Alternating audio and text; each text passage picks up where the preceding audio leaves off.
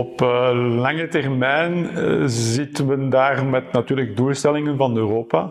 Europa wil tegen 2050 gebouwen hebben die in feite CO2-neutraal zijn.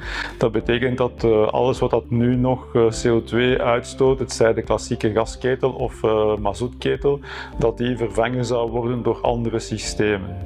Het is natuurlijk ook zo dat de dag van vandaag er heel veel beweegt, een beetje in alle richtingen, dat er nog niet één technologie echt daarbovenuit steekt.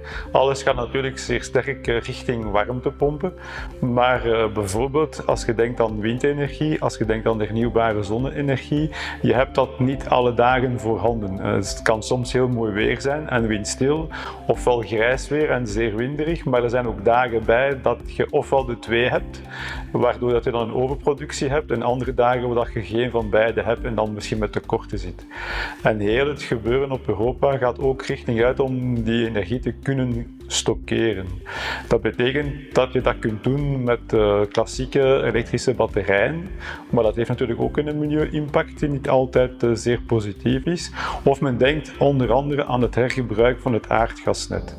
En dan spreekt men van power to gas, waar dat men dan wilt met het overschot aan elektrische productie bij wind of bij mooi zonneweer met PV-panelen, daar synthetisch aardgas mee te maken.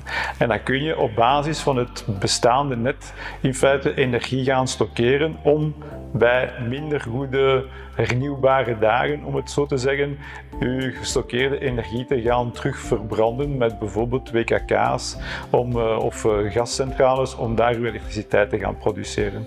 En daar dan dat aardgas ook dan hernieuwbaar aangemaakt is geweest, is dat dan ook CO2-neutraal. Natuurlijk, in hoeverre men daar wilt gaan, kan het zelfs zo zijn dat binnen dit en 20, 30 jaar ook nog altijd aardgasketels kunnen gebruikt worden, omdat men dan misschien zo op dagdagelijkse basis aardgas kan gaan maken met PV-panelen of met windmolens, om daar dan in een klassieke ketel, zoals vandaag, toch nog groen te laten gaan draaien.